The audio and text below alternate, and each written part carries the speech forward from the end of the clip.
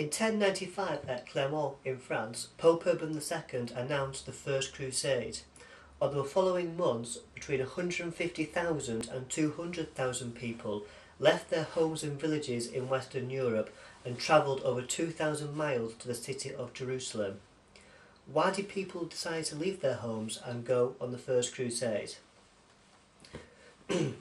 Well, one important reason seems to have been religion. In the 11th century, people were particularly religious. The fear of hell was very real in people's minds, whether they be rich or poor. Indeed, for knights, the fear of hell may seem particularly significant, considering they've been spending their careers killing their fellow Christians. Pope Urban, in his speech at Clermont, according to all four versions, discusses the remission of sins by going on a crusade. God will be pleased by their actions on the crusade, and they could enter the kingdom of heaven. Charters from the time show that many of the knights and leaders did have religious motives for going on the crusade. One example is on the back of the Jonathan Phillips book in one of those documents. It shows that Duke Odo of Burgundy was, quote, fired by divine zeal and love of Christianity. This clearly shows that Duke Odo had strong religious reasons for embarking on the crusade. Another piece of evidence to explain or perhaps show religious significance was the fact that many of the Crusaders did not stay in the Holy Land. Once Jerusalem had been captured in 1199, many quickly returned back to Western Europe. It was an act of pilgrimage. They arrived at Jerusalem, prayed for their souls at the Holy Sepulchre, and then returned back to Western Europe. They did not decide to settle in that land. Another reason why some people went on the crusade was to do with acquisition of wealth. Historians have had some debate and arguments about the impacts of this or the influence of this. According to Pope Urban's speeches, the version of Robert of Reims discusses how the Holy Land was a land of milk and honey. This is a biblical phrase and suggests that some people would have gone on the crusade in order to acquire wealth. Indeed, some crusaders did quite well after going on the crusade, and some of them did settle and acquired land there.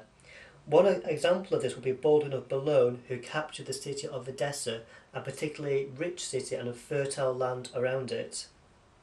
Bohemond of Taranto also captured the city of Antioch and created his own principality in that land, again acquiring wealth. However, many of those who went on the crusade and returned to Western Europe seem to have returned no richer, indeed possibly even poorer, than when they set out. However, there were some exceptions to this, one exception being Count Guy of Rochefort, who when he returned to France was richer than when he left. This was noted by Abbot Sugar from Saint Denis, and the fact it was noted might suggest it was a rare exception, with most crusaders returning from the Holy Land no richer than they left.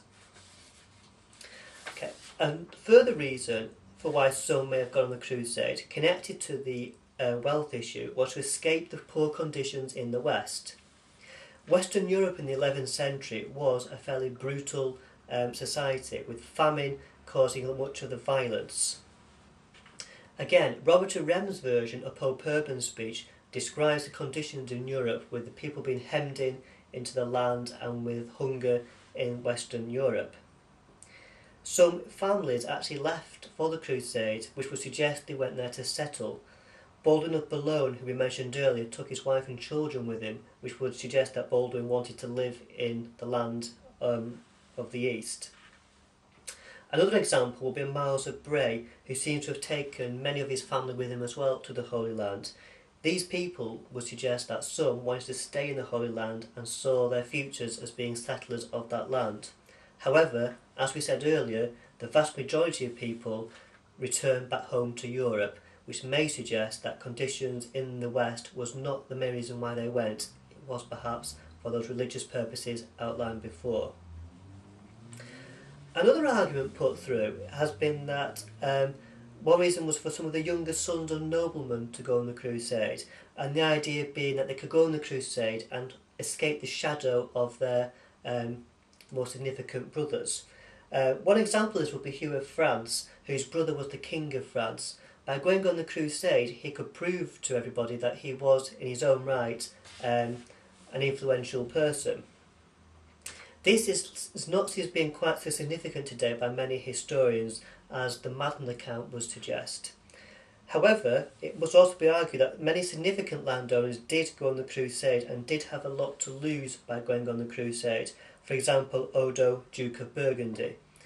So this would support Madden's argument that the younger son syndrome was not as significant as was previously thought by many historians. Okay. A further reason why some have argued that people went on the crusade was it was a continuation of the knightly defence of the church. Again, this is put forward in Madden's book. He said that knights traditionally donated money and tried to protect the church in their lands as a way of saving their soul. They were literally buying their way into heaven. By going on the crusade, it was seen as another way of serving the church. It must be remembered, of course, that Pope Urban II came from a knightly family.